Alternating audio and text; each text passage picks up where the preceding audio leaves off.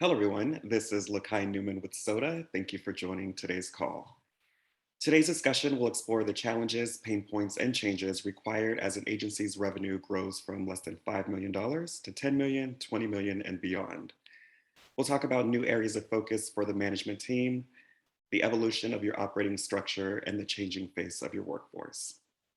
In partnership with MavenLink, we're joined by SoDA members Mark McQuillan of Jam3, Chris Mele of Siberia, Kane Eula of Red Badger, and today's moderator, Tom Beck of SoDA. A few notes before we begin. We are recording today's call to return highlights to you and your teams. Please feel free to ask questions, share your thoughts and reactions in the Zoom Q&A or chat feature, and we'll do our best to address all questions and we'll capture ideas for future discussions as well. So let's get started. Tom?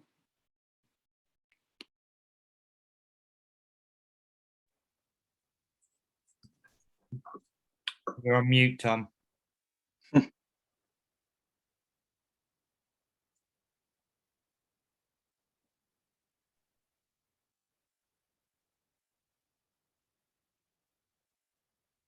There we go. There we go.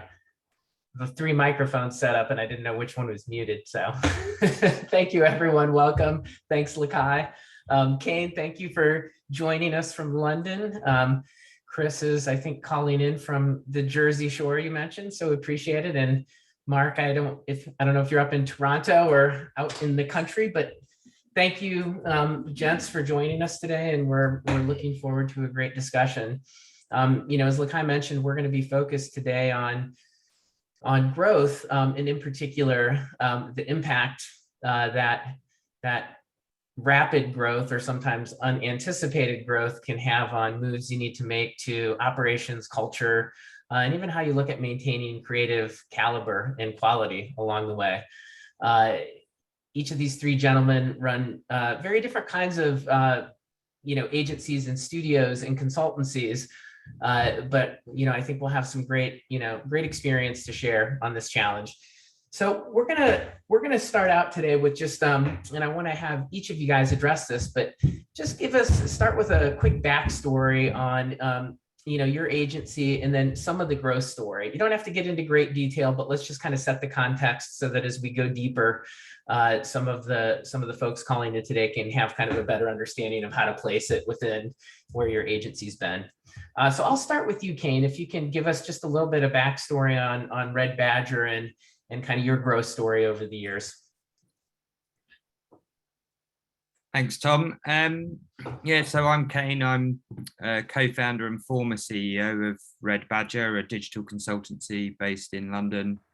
It was started by 3 of us with sort of £10,000 of our savings, working out of our bedrooms back in May 2010. So we're sort of over 11 years old now.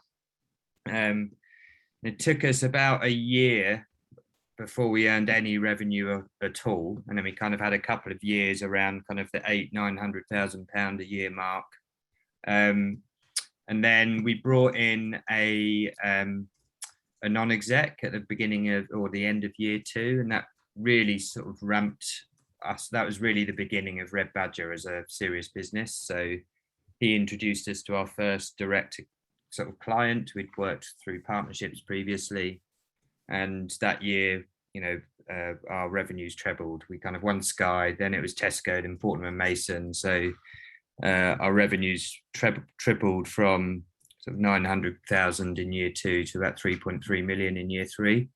And then we've been growing sort of about 20 to 30% year on year ever since. And last year we did about 17 million in revenue. Got about 130 employees, all of which are permanent. About 100 of those are billable. And kind of through our evolution, we've grown very organically, but our sort of projects have just got bigger, longer, more complex over time, and just more sophisticated in the kind of services that we're providing. But all of it has been organic. We've never taken investment, and it's kind of just been growing and solving different problems and changing kind of in a very lean way, like when it was needed, really. So yeah, that's a bit of a background into Red Badger's history. That's awesome. Just a quick follow-up, Kane, and that's perfect context. But I'm curious, so in terms of your year-over-year growth, and I'm sure it's varied, it's varied by year, but from a planning perspective, particularly in recent years, has that been the general goal, is to grow in the 20 to 30% range? Yeah, 20 to 30% range of growth, 15 to 20% margin, is generally kind of what we've looked at as a growth trajectory for the current capability that we have at the moment. Going forward, that might change with regard to inorganic growth, or whether we decide to be acquisitive and buy companies or add new services, and also changing our pricing models from being T&M to more sophisticated pricing models. Then the growth trajectory might change, but historically it's been sort of roughly 20 to 30%. Awesome.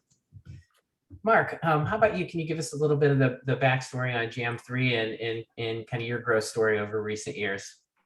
Sure. Yeah, so I'm one of the founders of Jam3, and as the name implies, there were three original founders, Pablo, Adrian, and myself. And I guess sort of think of the history of Jam3 in three eras, if you will. The first era, we started off in 2004, and our business model, if you could call it that, was really just passionately applying our skills to service ad agencies. We were a group of mercenaries that were just trying to do the best work we possibly could. We were actually doing the work, and then we found ourselves needing other freelancers and other people to help us do this amazing work as sort of the demand for our services increased.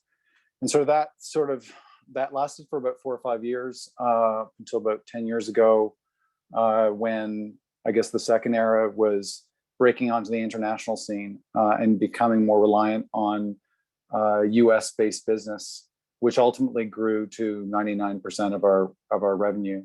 But yeah, during this period, we've grown to about 30 to 50 people, and experienced different challenges there.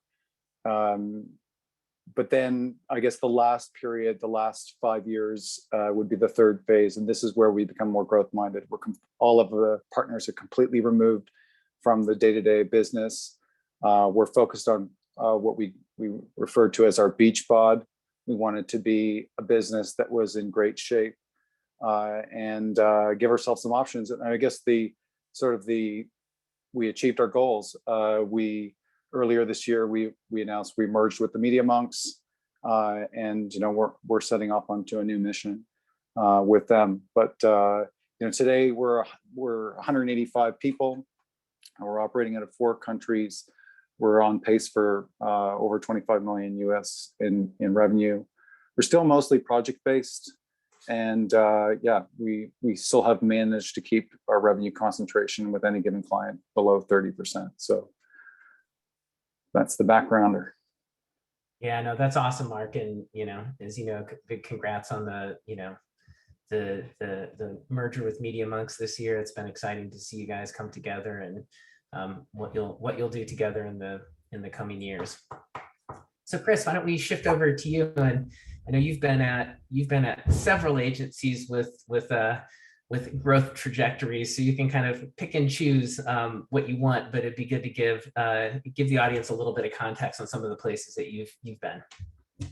Sure. Yeah, I've sort of gone through the bottom half of the growth scale that we're talking about here, 4 or 5 times over, it feels. So I will be drawing from a few different experiences. I started, I guess, the agency leadership mindset working at Instrument, running one of their project-based teams. And so they run like a mock P&L. It's basically a small agency inside of a larger agency, or it was at the time. And that's sort of like in just the beginning of the trajectory, the 4 to 5 million, 15, 20 people or so inside a larger agency that's about 50 or 60 folks. Following that, I led the New York office for Stink Digital at the time. That growth was as much about transitioning the company from a sort of like the first phase for Jam3, a production company, into a direct to client digital agency. And in the process, over 4 years, tripled our revenue, got up to about 60 people or so by the time I left. Following that, I spent about 6 months consulting with Wayno, a former SoDA agency that was kind of sort of in hyper growth mode, a little bit of a rocket ship type scenario. And my time there was mostly focused on internal operations, so HR, finance, building up a project management and account practice, laying the foundation for what became even further growth after leaving. And since then, I've been working at Siberia here, heading up the shop, and we're a small innovation and product studio. We're kind of just in the thick of that first 5 to 10 million, sort of on the second half of that trajectory. And it's different than the others, but also in some ways the same. So I'm definitely in the middle of that right now, and have plenty of thoughts, and we'll talk about a lot of this in the course of the discussion. So going to be pulling from a few different spaces. Yeah, that's awesome, Chris. And I think, since we've got you on mic, why don't we stick with, we'll stick with you on this question, which is, there's various breakpoints in terms of, how agencies have reported sort of pain points that come along with growth. And, they're somewhat arbitrary, but there's often the kind of less than 25 FTEs. You can translate that into whatever revenue you want. Going from 25 to, 50 to 75, and then, 100 plus as different phases that might require or stretch the organization in different ways. I'm curious, and maybe, Wayno might be a good example just because they were in that rocket ship mode. But it doesn't matter which one, but I'm just curious if you could call out some of the common pain points, where you start to see, the operation really kind of stretched or put under stress in some of these earlier growth phases. And talk a little bit about, some of the things you've had to do to proactively address that. Sure. I think for the experiences that I've had, Instrument's a little bit of an outlier in that they really did have a pretty strong operational foundation, and they were very responsible about how they ran the business. With pretty much all of the others, we led with work and we led with culture and sort of brand building. And we were always a couple of steps behind with the responsible operational side of the business.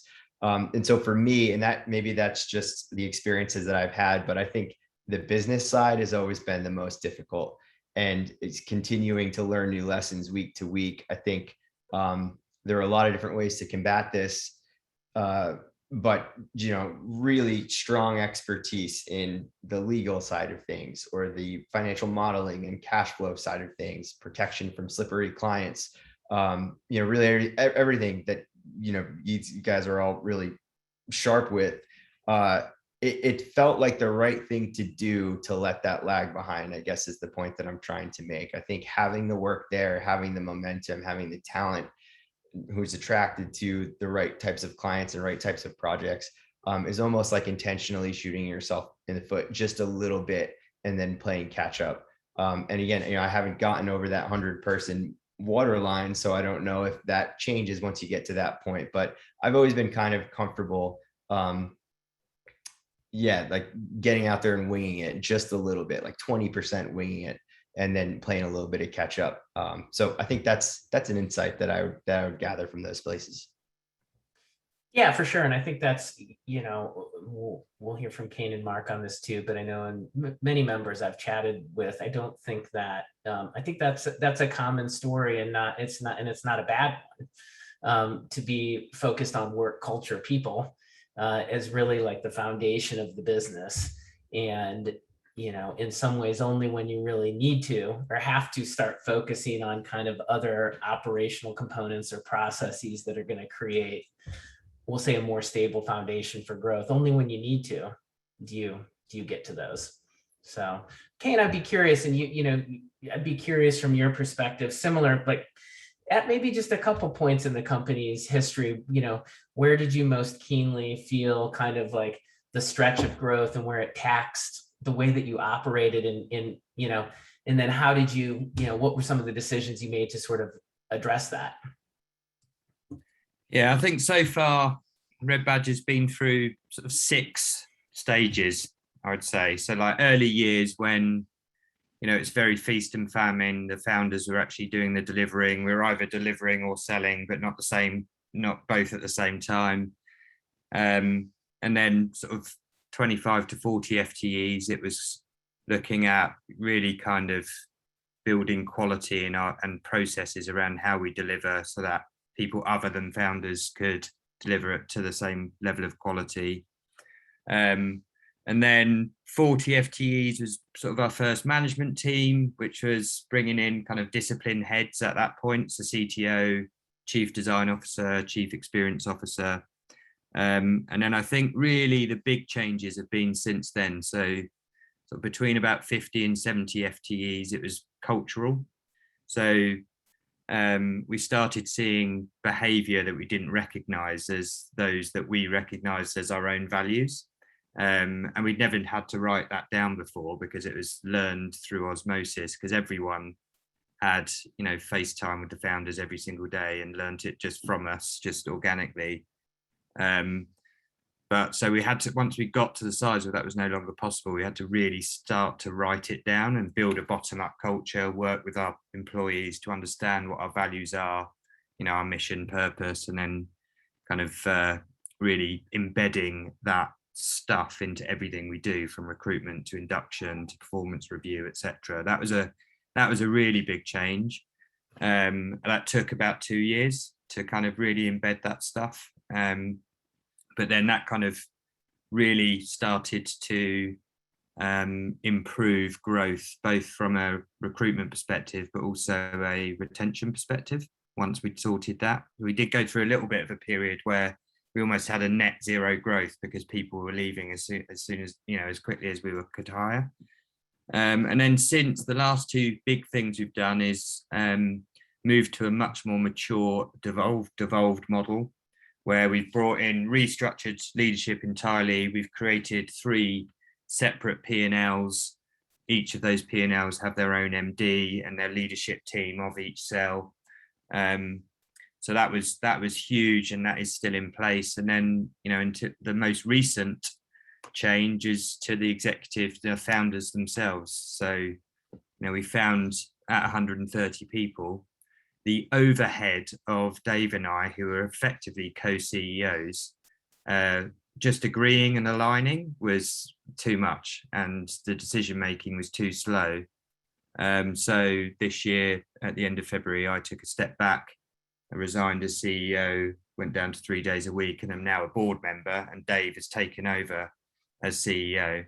And that has had a very positive impact on the business. It's quite weird to get used to, but the speed of decision making of having just one person that's kind of accountable for the day-to-day running of the business has been the latest, like, real significant change. So those are kind of a whistle-stop tour of kind of the big 6 things, I think, really over the last 11 years that we've made changes to. No, that's great. And I wonder, Kane, you mentioned the sort of cultural changes that needed to take place. And I'm curious, if along the way, how much cultural attrition did you have as you grew? And I would say primarily from we'll say team members who said, I liked working at a small boutique, oh, this is getting, corporate, or, whatever they, might say anytime a new system, procedure, kind of protocol gets put into place. Did you have to wrestle with that much, or did most of the Badgers stay along for the ride?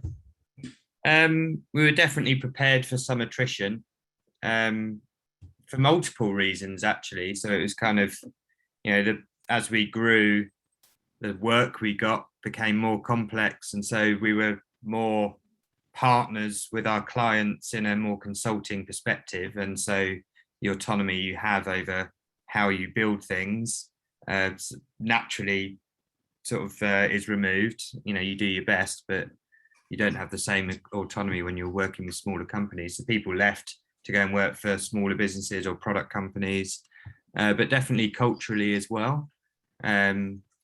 People liked the parties and with the founders and the interviews in the pub and, that sort of stuff that you do when you're younger and less mature as a business. And definitely people left because they wanted to work in a smaller, tighter knit family. It's not to say that we're not a family now, but definitely as, the founders are not as close to everyone in the business. You can't be. There's only so many people you can have deep relationships with. So I'd say definitely, but we were prepared for that. As you mature, you bring in people that want to work in a consultancy, and the things that matter to them day to day are just different. And that's all just part of growing up. Yeah. Did you feel like did you and Dave have struggles with that at all? Just in terms of, it's hard, it's in some ways it's hard to let go of where you've been, and sometimes it's hard to let go of team members who've been part of getting you there, but also understanding that they're not part of what the next, phase of the journey is going to be. Yeah. In the early days, if anyone resigned, it's hard not to take it personally. It was like an arrow in the heart, it's right. So that kind of took, people leaving just in general took some getting used to. But, as you grow as an entrepreneur, you realize that certain people are equipped to get you to where you've got, but they're not necessarily going to get you to where you're going. And so, naturally at all levels of a business, including now founder having resigned as CEO, do I see myself as the right person to take Red Badger to 300 people and beyond? Actually, I don't.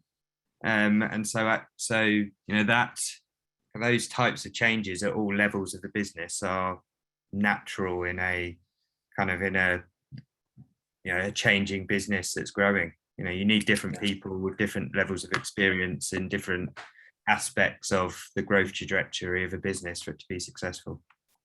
Yeah. Mark, how about you?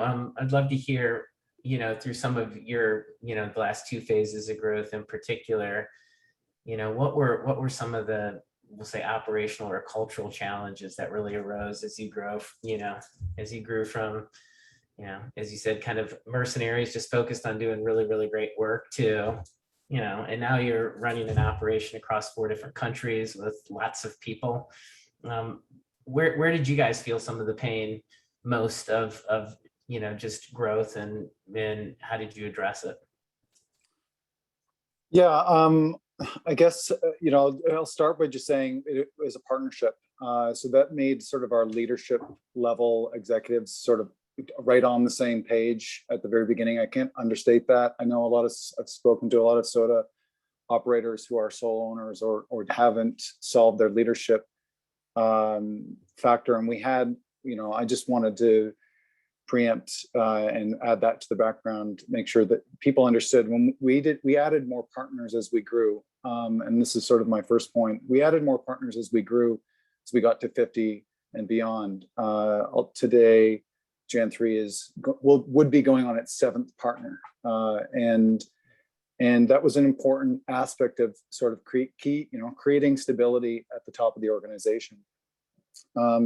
So just sort of looking at it through that lens, we sort of navigated some of those earlier phases of growth through a higher degree of stability in our leadership. And I can't say that, that's a big deal when your second or third command and so on are just on a regular contract, that there isn't some sort of incentive in play.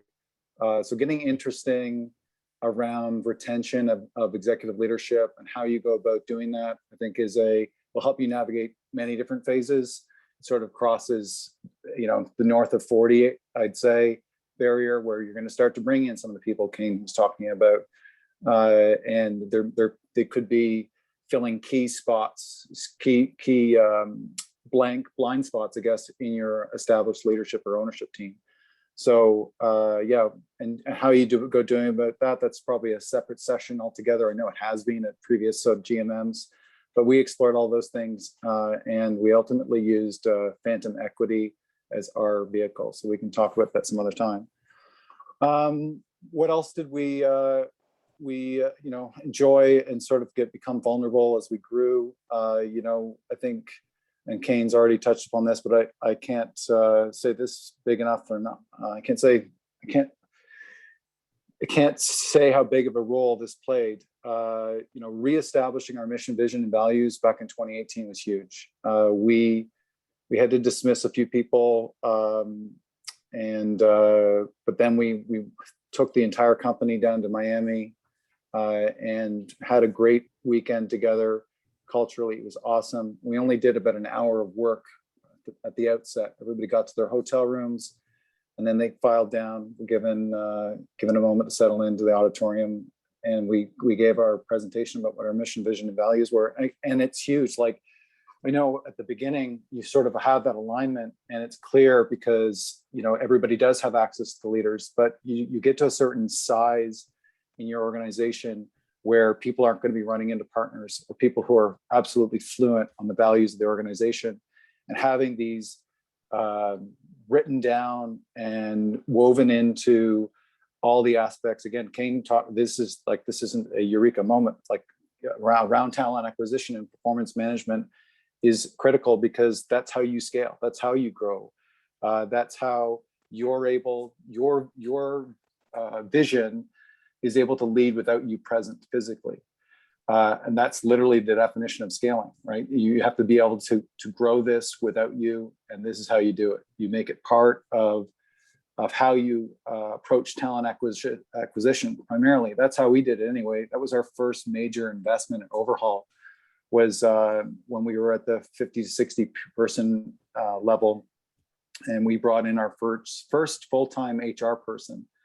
And with this person's help, we did a full gut renovation on our talent acquisition process. And it was heavily influenced by Jeff Smart and Lou Adler. I think you should read up on them. They have great tools you can use tomorrow to make your interviewing process much more effective.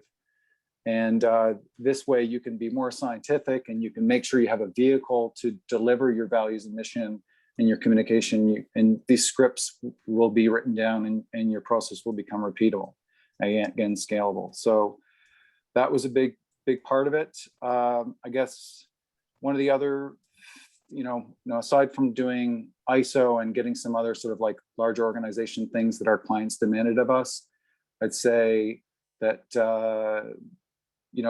access to information and communication were things that helped us grow. And, everything from being very transparent about financial performance as a company in monthly town halls to really, I guess, we're brought to you by MavenLink today. We ended up being a NetSuite company. Anyway, having an ERP that is,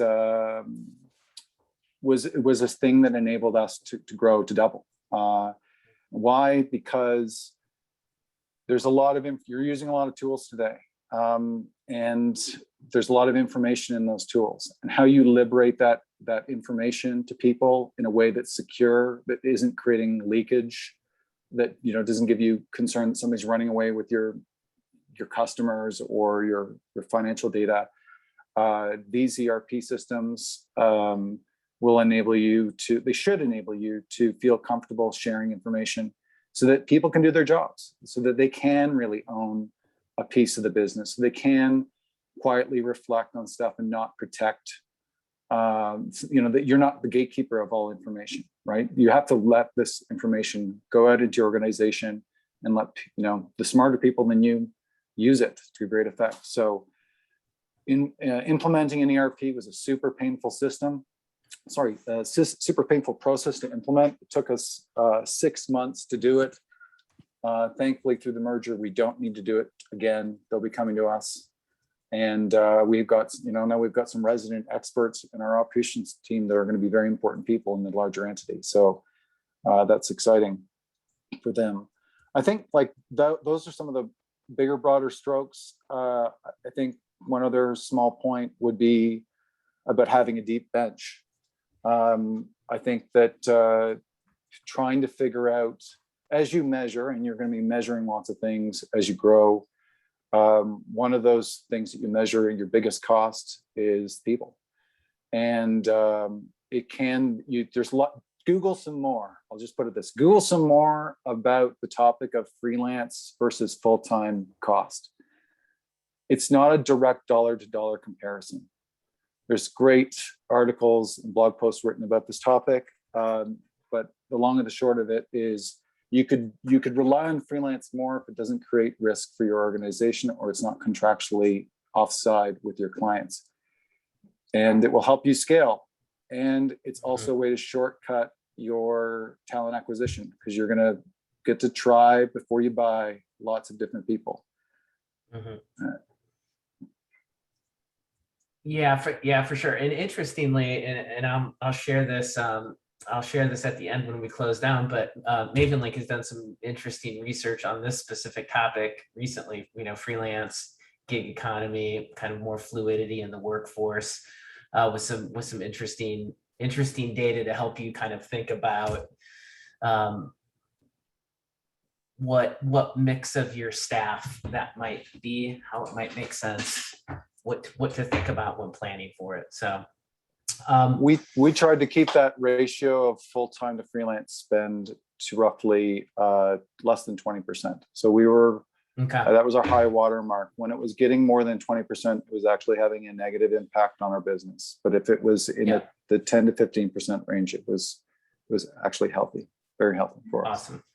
Yeah, and so for those of you on the call who are in SoDA, as you might know, we're in the midst of our annual KPI benchmarking study, and so we'll have probably about six or 8 weeks. We'll have some fresh data on what some of those that mix of freelance to FTE looks like, at least within the SoDA cohort. All right, I want to shift gears just a little bit, and switch over to you, Chris. One of the challenges, all of you on the call today are very focused on work caliber, work quality. It's how the businesses started, how the reputations were established, and it was often obviously based on the work of the founders and the principals. What are some of the challenges, but also how have you addressed kind of like work quality and talent as you start to scale, and particularly as some of the the original creators of the business move further away from the work itself? Chris, I just wonder if you could share some of your experience, advice around that particular piece, because I know that that's often, I think we're, as we've heard from both Kane and Mark, it's really important as you grow for the founders in particular to be able to step away from the day-to-day business. And I think one of the big fears in tackling that is the work itself, and will the work be as good as it was? Will the work be what created our reputation? So Chris, I wonder if you could just chat about that for a little bit. And again, I know you've seen it in several contexts and all, between Wayno, Siberia, Instrument, Stink, all, incredibly decorated creative studios. Yeah, I think that there's a few different ways to tackle it. And I actually will draw on an experience that we haven't discussed yet, which is before I joined Instrument. I spent 5 years at CPB in Boulder, sort of at the peak of their dominance of like the digital advertising creative game. And they were sort of known to have created a system. There was like a very well-defined system and philosophy and culture around producing great work. And I don't know that it held up over time, but I can say that they had it pretty well dialed in and everyone was very clear on how that system worked. And one element of it that I found to be particularly effective, that I think has come in and out of vogue a couple of times over the last 10 years, and I've kind of drawn back from that toolkit, is the internal review process. So I think as you scale and you're getting further and further away from the work, whether it's like you as a singular leader or a leadership team, you just kind of have to become comfortable with the idea that there are going to be fires burning. There's going to be, if there's 10 projects, it's probably going to be 3 of them that aren't going fantastic. And figuring out what mechanisms and what signals to listen for when a particular fire maybe is burning a little bit too hotly. And then implementing processes, and more important than the processes, just like the concept of taking work away from just the specific project team and chewing on it as a group, or maybe bringing in fresh perspective. It's not always a top-down thing. Sometimes it comes from a client. Building a culture of being able to beat up the work without beating up the people, I think, is a really important thing. And being able to remove oneself from the critique of the work is a really important cultural linchpin that I've come up against, like I said, a few different times in a few different environments. And it continues to be something that I'm very focused on. And if you do strike that balance and you get to a place where everyone's very comfortable critiquing in a very radically candid way, it can help you control when you do see that fire start to flare up and decide it's time to take a little bit of action around it. Have you, have you had to wrestle with, and I mean, this is probably true for, this is true for, Mark and Kane, but, so you've worked with founders. Have you had to wrestle at particular stages with them actually getting out of the business? So coming at it from like a leadership team perspective, I know that can often be challenging. So you have a leadership team who comes in to help the founders scale to the next level. And there can be a dynamic there that has to get resolved. And I don't mean this in a negative, I don't mean this in a negative way or a pejorative way against a founder who's getting involved in the business. But, I suspect that some people on our call, could be coming at it from either direction, either as a founder who has a hard time, they're saying they want to get out of business, but they keep getting back in, or they keep touching the work, right? That's one of the common things. I'm just curious if you've, come across that, and just any advice on, how to help manage that dynamic in the, in the leadership team, because I know it can be tough. Yeah, I for sure. And I think it kind of goes all the way up and down the org, even at the project level. If you have a design lead and a creative director or design director, those same dynamics are happening. And I think it kind of comes back to this culture of candor and sort of leading by example of listening for and eliciting some of that feedback yourself. If you're, maybe you're picking up on a little bit of tension, and just sort of having follow-up conversations of, am I being overbearing? Do you think that you guys just need to work through this on your own? And dipping in and out, and then just experimenting is just super, super key. And just applying the project retro to the company on the whole, to the relationships inside the teams, to the relationships across the teams. Just constantly keeping your finger on the pulse of what's working and not, and being willing to be wrong, or maybe even being willing to know that you're right, but you kind of have to let the team get there on their own. And like I said, just you're going to have some fires at all times, and sometimes you have to let them burn a little bit hotter than you would like to, in order to grow as a group and get that right dynamic. So yes, for sure, up, down, side to side, even on the business side of things with investors and partners, you're going to be going through this process pretty constantly, and will expand and contract from getting it right to getting it wrong, and then having to correct. Yeah, but I think I think it's an important point you made in the context of, creative work product and caliber of, having a culture of kind of honest feedback, and this notion of, being able to beat up the work without beating up the person, I think applies to, any kinds of decisions or sticky points in the business. And, working hard to get that kind of created as a cultural element helps, not only with the work, but obviously with how you deal with any challenging situation, within teams or within the business. So. Yeah, it applies on the process side of things, and the strict operational side as well. The same philosophies, I think, make sense. I'm going to shift for a second, which is, we've got a good question from John Matthews. around growth targets. You know, and he writes, let me just read a little bit of it here, but you know, essentially that organic, if you're looking at 20 to 30% growth, you know, on a year over year basis, that organic growth may not really get you there. I mean, it can maybe at different phases, you know, depending. So he wanted to hear just a little bit more around kind of what your mix, you know, what your strategic mix of tactics were to kind of hit some of these growth targets between, you know, some organic growth, but then potentially investing, you know, a little bit more in sales and marketing or kind of other facets to drive revenue. So Kane, why don't we shift back to you? Because I know you guys have done, you know, a ton of work on your sales process, your sales model, kind of thinking about that.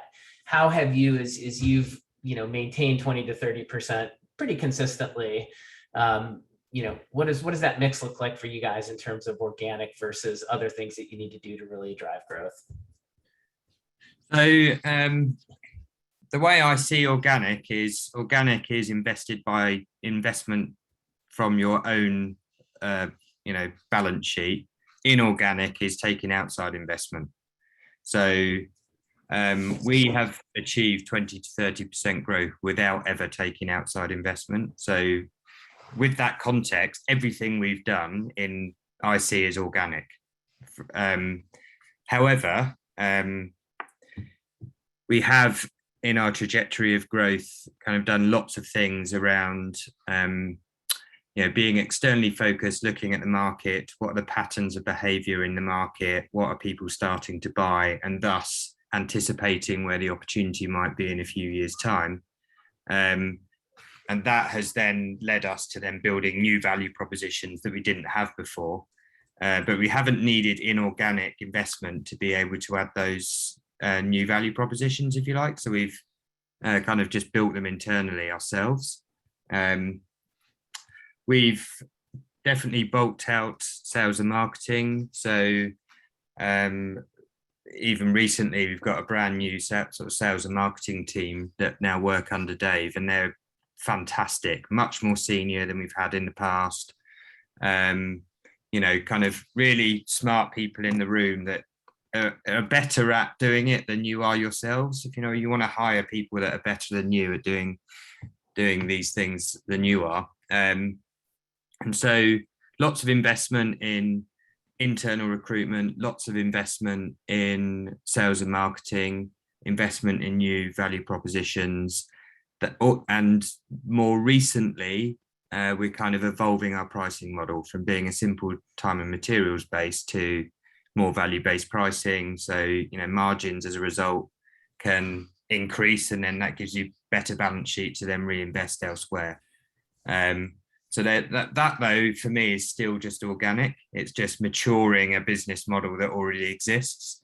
Having said that, you know, 20 to 30% year-on-year growth when you are looking at 15 to 20 million versus 50 to 80 or 50 to 60 or 70 is a different ball game entirely. So I think going forward, you know, we, in order to continue our growth trajectory, will definitely look at other ways of growing beyond just different pricing models. So we might be acquisitive, so we might buy other companies. You know, for example, if we wanted to add a data practice, we might buy a data company rather than try and build it organically. And you might do that from the balance sheet, you know, if you've got enough cash in the bank, or you might take internal investment. But we have got to, in summary, we have got to where we are now purely organically and have maintained 20 to 30% year-on-year growth via organic. It is possible, but I think, as you know, if you're talking getting to 100 million, that very, very likely will change. Yeah, and I'm curious though, Kane. So in terms of, we'll say, investment in sales and marketing as a percent of revenue, have you seen that grow? And sometimes it's hard to do a complete apples to apples comparison, because when you're, when you're smaller, you might be spending loads of time as, as a founding team, essentially on sales and marketing, but not always kind of quantifying it as such. But if you just think of as, spend of revenue, percent of revenue, do you think it's been necessary, or is it necessary for that, percent to kind of go up a little bit as you start to hit some of these, as you mentioned, the gap of getting to 50 to 80 million is a lot bigger than going, from 10 to 12 million? Well, not necessarily as percent of revenue. As a Okay. finite cost, it will definitely go up. But I think Of course, right. our kind of our marketing sort of percentage spend of revenue is probably around 5%, and has continued to be. Yeah. Okay. So it's not as and if you're sort of turning over 80 million a year, that's a significant spend. Yeah, for sure. And it's interesting, and I call that out because I think, you guys have been good about investing in sales and marketing from an early stage in the business. And a lot of colleagues that I talk to, it's more variable. And so they're not spending 5%, they might spend, 1 to 2%, or, or it might, 1 year it might be 5%, and then it's back to 1 to 2%. And so I wanted to raise that question because I do see with a lot of smaller shops making the move up that they haven't really been investing in sales and marketing from the beginning. And at some point in the growth phase, they start to see that we need to get to a consistent investment here to be able to maintain growth. There's only, as you scale, there's only so much there's only so much growth that you can get to. And I see it as around sort of that 15 to 20 million pounds. You can grow to that level with founder-based relationships through network alone, I would say, at a stretch, if the founders are good at selling. Beyond that, if you're heading towards 30 million, you can't do that anymore. So you have to build robust, repeatable, scalable sales processes that enable you to reach more people, and you've got more people that are actually doing the selling, both from the prospecting side of things, but also the shaping and closing. You just, the kind of economies of scale, the founders just can't be doing that for beyond a certain level of revenue. So right. You have to, once you get to a certain size, build those processes in place and bringing in the right people to help you with the next phase of growth. Right. Okay.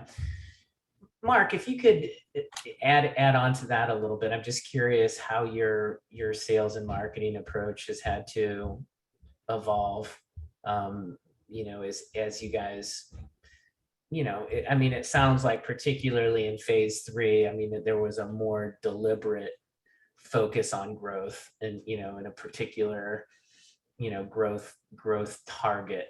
But did you change the mix of tactics? Did you invest more in people or process, or, other sales and marketing spend to help get there? Could you share a little bit of that? Sure. That journey from Jam 3?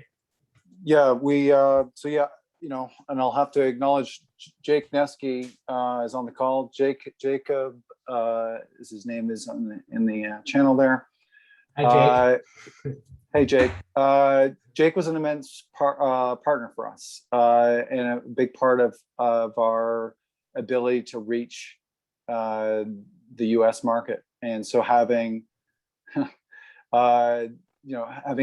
larger reach, extending our reach, like Kane's saying, we couldn't be in every city in the States, but Jake and his team and partners like Jake can help you solve some of these problems. Looking to partners to help you to reach further in person, because it is a very human sales process. You can create leads online, but all the closing is going to be done in person. And having partners and sales partners and managing that cost is a big deal. Hiring a full-time salesperson at Jam 3 was something we did later in the game. believe it or not. We were, doing a lot of the selling personally. I guess it came across as authentic, but it was also, it didn't have that bait and switch, right? The executive producers that are leading the selling process for us are the people that the client's going to work with going forward. So that hasn't changed. That's sort of been a feature at Jam3 all along. But we've had, as we've had to grow, our partnerships team and their tactics have grown alongside them, and now they support the EPs, and they're part of they're in the room as well throughout the entire process. I guess, where did we historically spend our marketing, which has definitely been in the 1% to 2% range of spend as a function of revenue.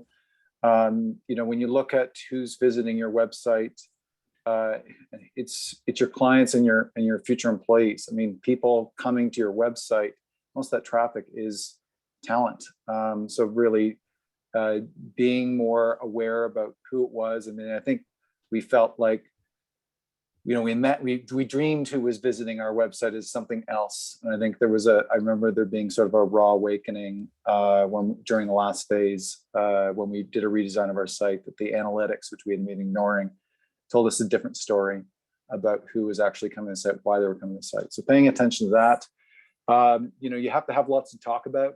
I think the thing with marketing is getting permission with your clients up front about being able to talk about the work you do with them. That's a key tactic. While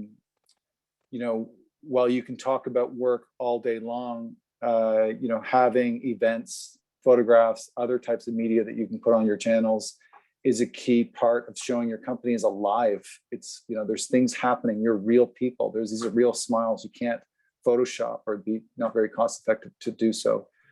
I'm not sure if Adobe has a smile filter yet, but maybe I'm out of date. I think they do, actually. Oh no! Don't throw this advice.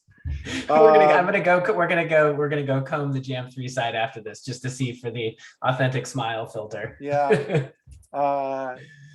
Don't go looking there. No, but you have to have a lot to talk about. So I mean, using your downtime, always have that project that's on the side burner, on the shelf, that you can bring off for all of your disciplines. Like, there isn't a discipline that, there's no good excuse for any discipline in your company that shouldn't have some sort of thought leadership angle, that they should be already exploring, ready to shore, and just need to be encouraged to push out into the wild. Those are going to be excellent things to put into your email newsletters or your LinkedIn feeds, because these are the informal yet formal watering holes, if you will, or fishing holes that you'll find your next client, or perhaps create a conversation with an old client who's just rediscovering your work. We did this in lots of different ways, whether it was imagining products that didn't exist. It's very expensive to go out and create new ideas. You can write about them, but sometimes you want to be more dramatic. So we'd make a video about something that didn't exist. It's much cheaper. You can do it in less than a week. We had fun lots of times telling stories about products that didn't exist.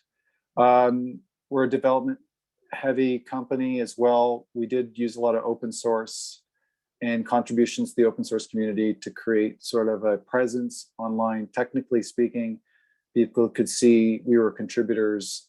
They could get to know our code base before they worked with us. And these were things that have helped us, in what we've been doing in sales and marketing. I think that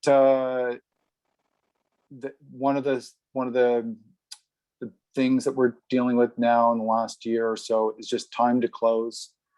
When you get to a certain threshold, as Kane was alluding to, where the sort of the kind of clients that you're dealing with are going to be slower to move, but once you crack them open, wow, man, could they ever just continue to be fountains of opportunity and revenue for your team and for your growth. So how do you factor that in, and how do you sort of right time that? I don't think anybody has nailed that. If they did, they'd be very, very in high demand. But that's an interesting thing. You can't really plan around that, but I guess sort of looking at your your revenue and how you market and who you're sort of marketing to as being sort of in transition, and not for, not trying to make a hard switch. We've always had sort of like the Jam3 original team. If you can imagine the people who used to work above the garage, we still have those type of people ready to go, because those people can start work next week. So being able to be marketing to your sort of aspirational client, but being open to your traditional client is a way to help manage that. Awesome, thank you, Mark. So we're gonna go a little bit past 1. If I think that's okay with our speakers. I think I had you blocked until about 1:15. So just a heads up for those of you on the call. I'll try to go about 10 more minutes or so. And there's a couple questions I wanna still get to. We may not get to all the questions in the Q&A and chat pod. So I apologize for that, but I'll give my email address at the end, and we can find ways to potentially get you those answers after the session. But I want to take one question within the chat pod and hear from all 3 of you. But we'll keep the answers maybe to a minute or 2 so that we can get through it. But Jason asked a question around this, just the general subject of growth, and to the extent that it was either a foregone conclusion, or the questioning of why, what purpose was growth serving for each of you in particular. And obviously there's, as owners and founders, there's financial reward in running and potentially selling a larger business. There's questions of scale and impact and types of clients you can work with, et cetera. So we're curious to hear the sort of why, what growth is meant for you, and whether, and you may not have hit it yet, whether there's been a point in the growth trajectory where you said like, no, this is good. This is a good spot where I feel like, we're doing what we need to be. I'm super happy and satisfied as a founder, et cetera. So I'll quickly Yeah. field this one to just say, Yeah. I think like growth is, if you're not growing, you're dying, is what I've always believed. And when you have amazing people on your team, you're really basically creating new opportunities for them through growth. And if you're going to lose people, if you're not continuing to grow, you're going to lose people. If you lose people, it's all going to fall apart. So growth sort of a necessity, and I'll leave it at that. I agree with that. So something our non-exec used to say to us at the very beginning is that you're either going forwards or you're going backwards. You're never standing still. And so we always want to grow, but it's about sustainable growth. It's not growth for growth's sake. But for us, it was never really financial. It was about influence. So, if you think about, the David C. Baker work, the business of expertise is presented through the SoDA community a lot. Being seen as the experts in your field and engaging at the right level of a client, being involved earlier in the engagement. So you're at strategy phase rather than being bought for execution. All of those things results in more influence, more autonomy, more empowerment for your employees when they're on the ground delivering stuff. And so better projects, so for us, growth is to facilitate more choice with the projects that we take, because, we're more in demand, because our reputation has more reach. And then it's influencing at the right levels to make sure that what we're delivering is better. And so that results in more meaningful work for our employees. And we see then quality of work, financial benefits of growth is a byproduct of quality work, and growth facilitates quality work. That's kind of our mantra, really. And how about you, Chris? And I'd say particularly from, like you're getting the engine running at Siberia now in particular, and as you kind of like look at your aspirations for the next few years from a growth perspective, what's driving it? Well, I think I would agree that if you're not growing, something's wrong. But I don't necessarily agree that growth in terms of revenue and headcount is, the only way to think about it. I think that there's a very keen percentage of your work that people would prefer to not be on, and that exists in any size and any business. I think keeping it in the happy place is really important, and it might change as you grow. But I one of the aspects that I think about when I think about growth is how do I minimize that, and how do I make sure that we're feeling ultra fulfilled across all projects and roles in the work that we're doing. So for me, as someone that's not a founder and has never been a founder, which I'd like to be one day, but at the moment, I'm really enjoying the way that I interact with the groups that they own the businesses that I run. There's a little bit of a push and pull. What's the right amount of growth for the people? What's the right amount of growth for the investors? And how do we continue to think about growth in other ways that's not just dollars? And that could be variety of work. I think as you achieve larger scale, you're able to unlock more headcount and more investment in areas that you're maybe not quite as interested in spending your time solving. So I think there's a lot of ways to think about growth. And for us at Siberia at the moment, we have pretty mellow year over year growth, revenue growth goals. And I'm really happy about that. I'm kind of enjoying it. I'm used to sort of like benching at 20%, and now I'm down to like 5%, and we're beating it every year. But I like the idea that there's time and space to think about growth in a way that's not just revenue. So yeah, I don't know if that directly answers the question. No, that's great. That's great. That's great. And so I want to close with just a quick bit of advice from each of you. And again, we'll keep it pretty brief, but as you think back on the growth trajectories of your businesses, any advice for those that are either starting to think about proactively pursuing more growth or in the midst of it? Any advice on things you wish you would have done earlier to help foster or facilitate growth? Chris mentioned, and I think it's a great point, and Chris mentioned at the beginning of the conversation that often it's very natural to delay some of these decisions because you're sort of building the business. But then there's a certain point at which the decision is delayed, and it could be investing in the leadership team. It could be investing more in sales and marketing. It could be actually just investing and committing to a growth strategy. But I'm curious, Kane, as you look back, with hindsight, what are any things you wish you would have done maybe a little earlier in the, in the trajectory of the business? Yeah, hindsight's a wonderful thing, isn't it? Sure.